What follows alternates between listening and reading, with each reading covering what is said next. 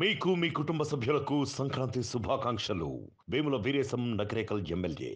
ముందుగా ఆర్టీవీ ప్రేక్షకులందరూ కూడా సంక్రాంతి శుభాకాంక్షలు, అలాగే భోగి శుభాకాంక్షలు. ఇప్పుడు మొదటగా చూసుకుంటే తెలుగు రాష్ట్రాల్లో ఎంతో రైతులు జరుపుకునే పండగ సంక్రాంతి పండగ. అలాగే పట్టణాల నుంచి అయితే పల్లెబాట పడతారు, అలాగే పల్లెల నుంచి వచ్చి చేరుకుని సకుటుంబ సపరివార సమ్మేళనంగా కూడా ఈ సంక్రాంతి సంబరం ఎంతో అట్టాసంగా జరుపుకుంటారు. దీంట్లో భాగంగా ప్రధానంగా చూసుకుంటే భోగి మంటతో మొదలైనటువంటి సంక్రాంతి పండగ 3 రోజుల పాటు జరిపిస్తారు. ఈ యొక్క దక్షిణాయం చివరి రోజు కావడంతో ఈ యొక్క పండుగనైతే జరుపుకుంటారు. అలాగే పాతవి గతించిపోయి అలాగే నూతనం మొత్తం కూడా నూతనంగా ఉండాలంటూ పాత వస్తువులన్నీ కూడా ఈ యొక్క భోగి మంటల్లో వేసుకుని వాళ్ళంతా కూడా నూతనంగా ఉండాలని ప్రతిదీ కూడా ఈ భోగి మంటలతో ప్రారంభిస్తారు. ఈ యొక్క సంక్రాంతి 3 రోజులు కూడా భోగి మంటలతో మొదలవి అలాగే పండుగను ఎంతో సంబరంగా జరుపుకుంటారు. అలాగే రాజకీయ నాయకుల నుంచి అలాగే అధికారులు కూడా ఈ యొక్క భోగి మంటలు ఎంతో ఊరు వాడ పల్లెల్లోనూ కూడా ప్రతి వీధిలోని భోగి మంటలు అయితే రగులుతున్న పరిస్థితి ప్రస్తుతం కనపడుతుంది. అలాగే ప్రస్తుతం రాజమహేంద్రలో ఉన్నటువంటి రాజమండ్రి ఎంపీ మార్గాని భరత్, అలాగే రాజమండ్రి సిటీ ప్రస్తుతం స్థానిక ఎమ్మెల్యే అభ్యర్థిగా ఉన్నటువంటి మార్గాని భరత్ ఇంటి వద్ద ఎంతో భోగి పంటలు ఎంతో అట్టహాసంగా జరుగుతున్న పరిస్థితి. అలాగే సకుటుంబ సపరివార సమ్మేళనంగా ఇక్కడ భోగి మంటలు చేస్తున్నారు. అలాగే సాంప్రదాయ దుస్తులు ధరించి ఇక్కడ ఉన్నటువంటి ఇక్కడ పిట్టల ద్వారా వేషధారంతో పాటు అలాగే హరిదాసులు అలాగే మొత్తం అన్ని వేషధారంతో ఇక్కడ కనిపెట్టిన పరిస్థితి ఉంది. ప్రస్తుతం మార్గాని భరత్ గారు ఉన్నారు, ఎంపీ భరత్ గారు. మరి విషయాలు అడుగుదాం. సార్ చెప్పండి, ఈ యొక్క భోగి పండుగతో 3 రోజులు కూడా ఏ విధంగా జరుపుకున్నారు, అలాగే సంప్రదాయ దుస్తులతో అందరూ కూడా ఏ విధంగా నిర్వహిస్తున్నారు?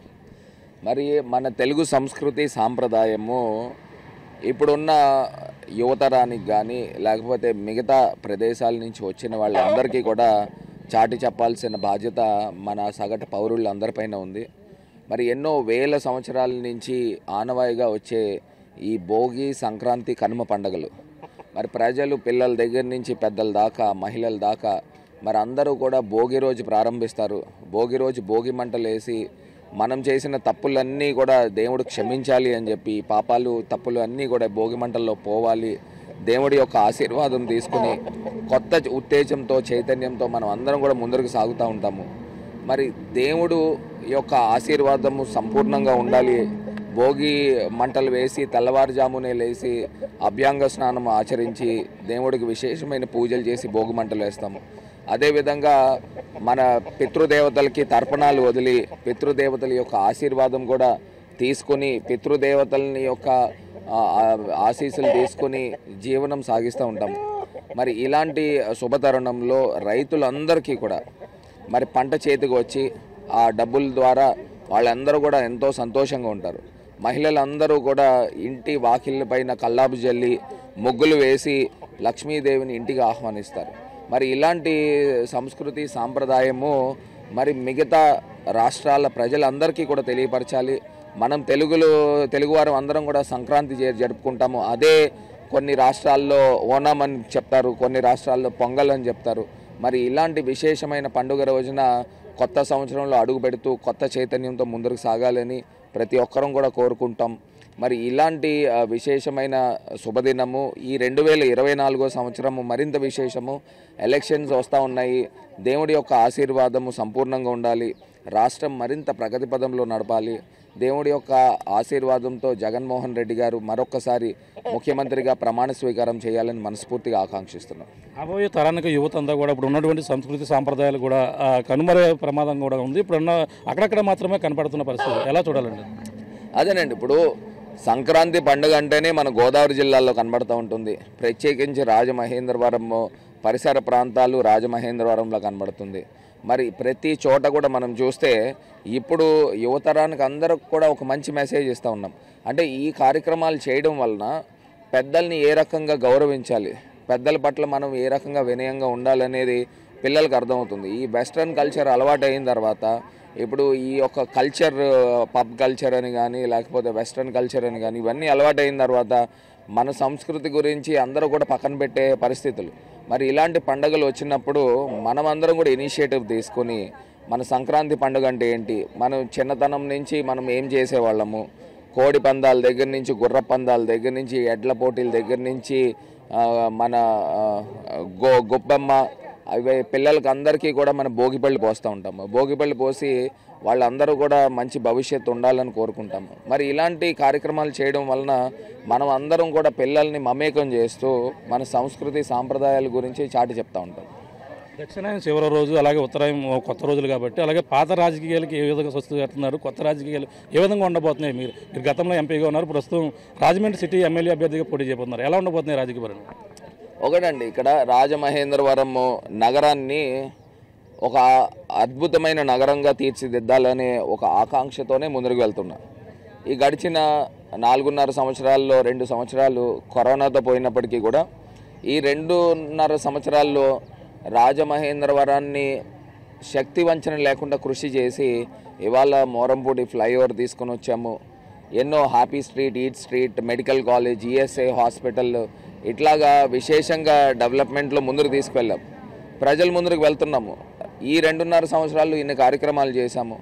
గత ప్రభుత్వాలు కానీ గత ఎమ్మెల్యేలు కానీ రాజమహేంద్రవరానికి ఏం చేశారని ప్రజల ముందుకే వెళ్ళి డెవలప్మెంట్ అనే మంత్రంతో ముందుకు వెళ్ళి ఖచ్చితంగా ప్రజలు మన్ననలు పొంది ఖచ్చితంగా దేవుడి యొక్క ఆశీర్వాదంతో ప్రజల యొక్క దీవెనలతో 2024లో ఎమ్మెల్యేగా గెలిచి వైఎస్ఆర్ కాంగ్రెస్ పార్టీ ఇక్కడ జెండా ఎగరేయబోతున్నామని కూడా ఈ సందర్భంగా తెలియపరుస్తుంది. ఓకే, లోకల్గా చూసుకుంటే ఒక ఏపీ రాజకీయాలు మొత్తం చూసుకుంటే ఎలా ఉండబోతున్నాయి? అలాగే వైసీపీ ఇప్పటికే సీట్లు మార్పులు చేరుపుతూ ముందుకెళ్తున్న పరిస్థితి, అలాగే జనసేన టీడీపీ పొత్తుతో ముందుకు వెళ్తున్న పరిస్థితి ఎలా చూడాలి? ఒకటండి, ఇప్పుడు ఇవాళ ముఖ్యమంత్రి గారు మాకందరికీ కూడా ఇచ్చిన సందేశం ఏంటంటే, మనల్ని నమ్ముకుని కోట్ల మంది ప్రజలు ఉన్నారు. మనం అధికారంలోకి వస్తేనే ప్రజలకు మనం న్యాయం చేయగలుగుతాము.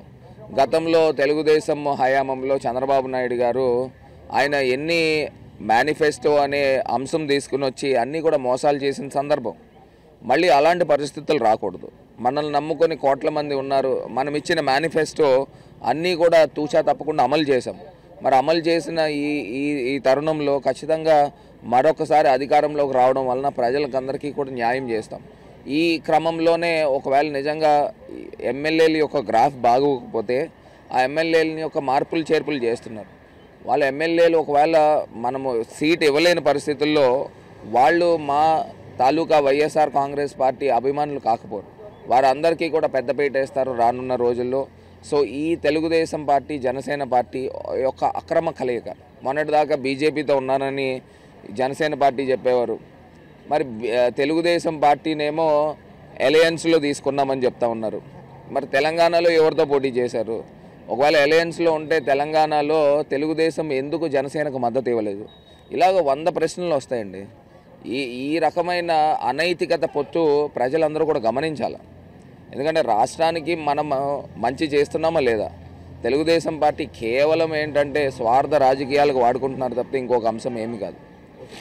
చూస్తున్నాం, ఇది పరిస్థితి. మొత్తం పాత జ్ఞాపకాలన్నీ కూడా స్వస్తికి అలాగే నూతనంగా మొత్తం అన్నీ కూడా ఉండాలంటూ కోరుకున్న పరిస్థితి ప్రధానంగా ఉంది. ఏదేమైనా మొత్తం తెలుగు రాష్ట్రాల్లో ప్రధానంగా సంక్రాంతి శోభ అంటేనే ఈ గోదావరి జిల్లాలోనే కనపడుతుంది. సంక్రాంతి అంతా కూడా భోగి నుంచి మొదలుకొని అలాగే కోడి పందాలు అలాగే ఎంతో ప్రధానంగా చూసుకుంటే కోనసీమ జిల్లాలో కూడా అన్ని పండుగలు కూడా మొత్తం ఎంతో సంబరంగా ఎంతో పట్టణాల నుంచి కూడా వచ్చి ఈ యొక్క గోదావరి జిల్లా జరిగేటువంటి పండుగలను తిలకిస్తున్న పరిస్థితి ప్రధానంగా ఉంటుంది. ఏమైనా ఈ భోగి మంటలు అయితే ఈరోజు మొత్తం ఇంటిల్లో పాది మొత్తం అంతా ప్రతి వీధిలోని ఊరు కూడా భోగి మంటలు అయితే రగులుస్తున్నటువంటి పరిస్థితి ప్రధానంగా కనపడుతుంది. ఏదేమైనా 3 రోజుల పాటు జరిగే పండుగ అయితే మొదటి నుంచి కాకినాడలో ఉన్నటువంటి ఈ రాజమండ్రిలో కావచ్చు అలాగే అమలాపురం మూడు జిల్లాల్లో కూడా ఎంతో అట్టహాసంగా జరుపుకుంటున్న పరిస్థితి ప్రధానంగా ఉంది. రాజమండ్రి ఎంపీ మార్గాన్ భారత్ ఇంటిలో కుటుంబ సమేతంగా మొత్తం ఈ భోగి పండుగను అయితే జరుపుకుంటున్న పరిస్థితి ప్రధానంగా కనపడుతుందని చెప్పవచ్చు. ఇది కూడా పరిస్థితి. ఇప్పుడు బాలుతో ప్రకాష్ RTV రాజమండ్రి నుంచి. మరిన్ని వీడియోస్ కోసం ఛానల్ సబ్స్క్రైబ్ చేయండి. లేటెస్ట్ అప్డేట్స్ కోసం వాట్సాప్ ఛానల్ ఫాలో చేయండి. అండ్ లింక్ డిస్క్రిప్షన్ లో ఉంది.